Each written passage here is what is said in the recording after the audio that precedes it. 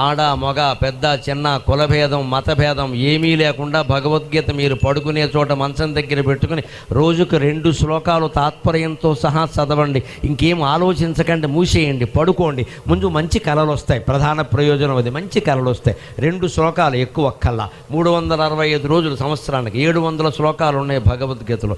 వ్యాసుడు లెక్కగా రాశాడు 1700 శ్లోకాల భారతం, 1,00,000 శ్లోకాల భారత కథ, 700 భగవద్గీత, అంతే లెక్క. 700 మీకు ఎన్నాళ్ళు అయిపోతే 350 రోజుల్లో అయిపోతుంది. సంవత్సరానికి 365 రోజులు కదా, ఒక సంవత్సరంలో ఒక ఆవృత్తి అయిపోయింది. ఇలా 5 సంవత్సరాలు వరుసగా చదివితే భగవద్గీతలో కృష్ణుడు ఆశించిన గొప్ప శిష్యులందరూ మరణించే తయారవుతారు. రోజు చదువుతూ ఉంటే మనస్సు కొంతమైనా ఎక్కదండి, అనిపించదా? మనం ఏం చేస్తున్నామని అనిపించదా? చదవాలి కదా ముందు. ఆధ్యాత్మిక విద్య నేర్చుకునే విషయంలో అప్రమత్తంగా ఉండు, అజాగ్రత్త వద్దు.